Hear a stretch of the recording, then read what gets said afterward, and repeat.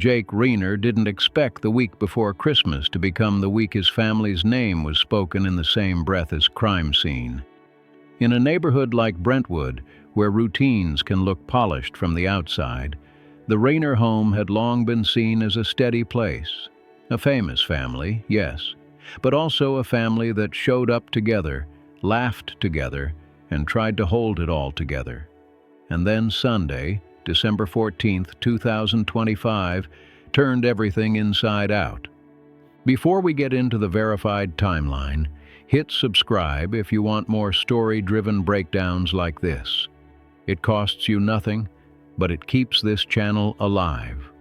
According to reporting from the Associated Press and Los Angeles area outlets, Rob Reiner and his wife, producer and photographer Michelle Singer Reiner, were found dead inside their Brentwood home on December 14th. Police arrested their son, Nick Reiner, later that night near the University of Southern California. Nick has been booked on suspicion of murder, and the case is now moving through early court steps, while prosecutors review evidence and decide how to proceed. That alone is shocking. But what has made people freeze is the emotional whiplash. Rob Reiner isn't just a celebrity. He's a director whose films became family staples for generations, the kind of work people grew up on, quoted and rewatched when life got hard. Michelle was the quieter force beside him, known for her own creative work and for keeping their private life more protected than most Hollywood families manage. And yet, the facts being reported are devastatingly direct. Multiple outlets have reported that the couple suffered wounds consistent with a knife attack, and the deaths are being investigated as a homicide. Police have not publicly presented a complete narrative of what happened inside the home, and Nick has not been convicted of anything. Right now, he is accused. And that distinction matters, because court is where facts are tested, not social media. Still, the public tries to make sense of tragedy by asking the same questions. What was happening in that house? What was happening inside that family? And what was happening inside Nick? To understand why this story feels so heavy, you have to understand the emotional history that was already public, long before the arrest. Nick Reiner had spoken openly about addiction years ago. In a 2016 NPR interview, he described starting drug use young, cycling through treatment, and learning the brutal truth about relapse, that it can strip away judgment, relationships, and stability, even when someone seems protected by money, family support, or a recognizable last name. That isn't an excuse. It's context. And it matters because it suggests this wasn't a sudden, perfect life that cracked overnight. It may have been a long fight the public only saw in flashes. The Reiners were also unusual in one important way.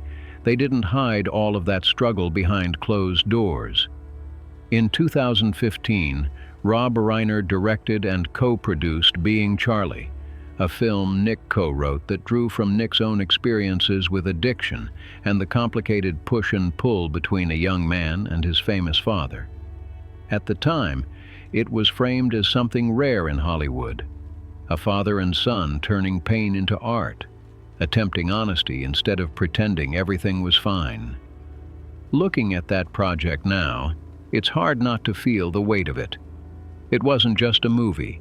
It was a window into how messy, exhausting, and emotionally dangerous those years may have been. And if you've lived anywhere near addiction, whether it was a sibling, a parent, a partner, a friend, you already know the impossible math families do. You set boundaries because professionals tell you it's necessary. You soften those boundaries because you're terrified of what happens if you don't. You hope one good stretch means the worst is over. You tell yourself love will be enough. Then you wake up and realize you've been living in survival mode for years. That's why this story is sticking to people's ribs. It isn't just celebrity news. It's the nightmare version of a situation families across the world quietly live with. Love, fear, exhaustion, hope, relapse, and the constant question of what you can do that won't make things worse. In the days after the deaths, the Reiner family released a brief statement asking for privacy as they processed what happened. People magazine reported that the message was shared through their daughter, Romy, and it captured the shock in just a few lines: heartbreak, sudden loss, and a request for space to grieve. There's something chilling about that kind of statement because it doesn't try to control the narrative. It doesn't explain. It just admits the truth. They are devastated. Reporting has also described how the welfare check unfolded. Los Angeles Fire Department personnel responded to the home in the afternoon on December 14th to provide medical aid, and the couple were found dead.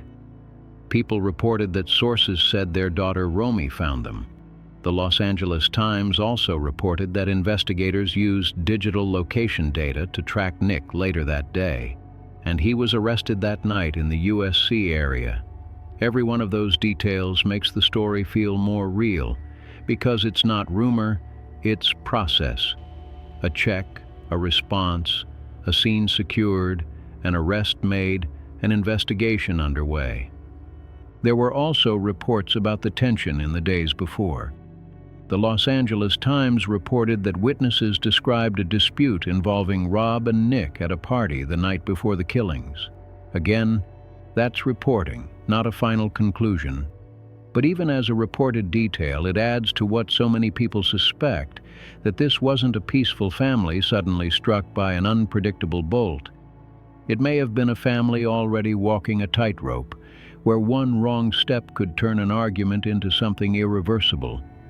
And this is where Jake Reiner becomes the emotional center for many viewers, even if he hasn't given a long public interview. Jake is the oldest son, and unlike his father, he built much of his career outside the Hollywood Nepo baby track, working in broadcast, journalism, and media before also appearing in acting projects. He's someone who knows what it means to be on camera and still keep something private.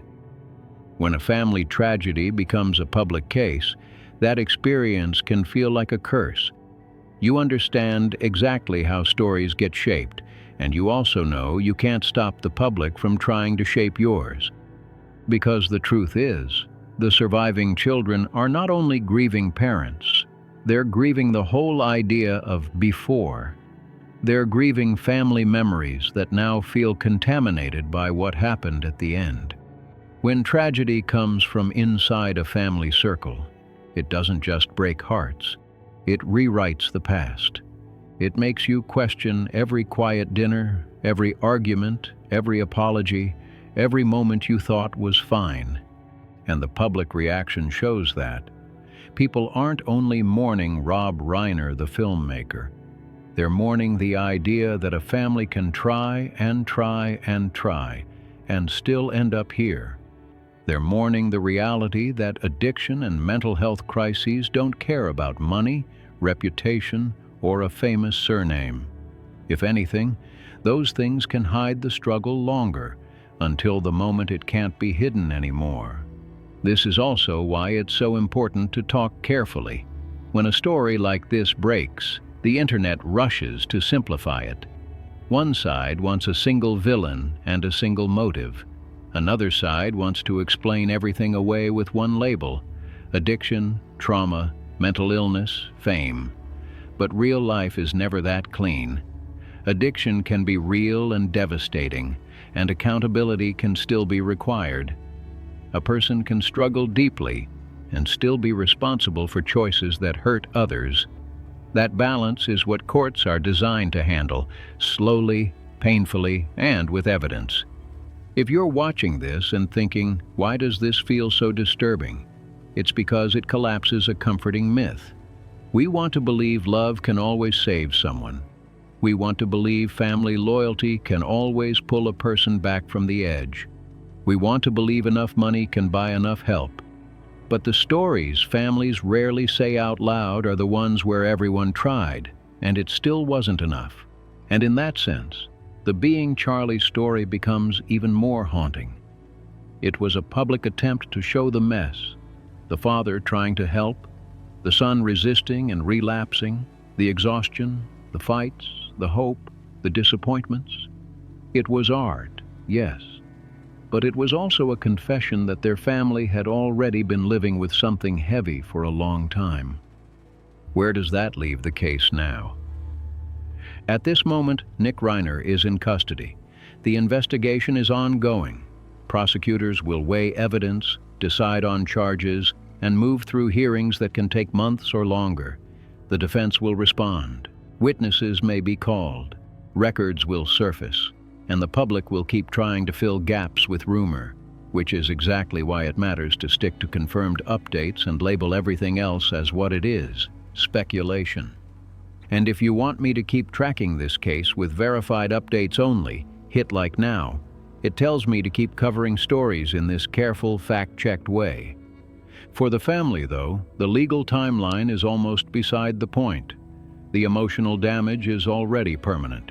2 parents are gone. A son is accused. Siblings are left carrying grief, shock, and questions that don't come with clean answers. Holidays will never feel the same.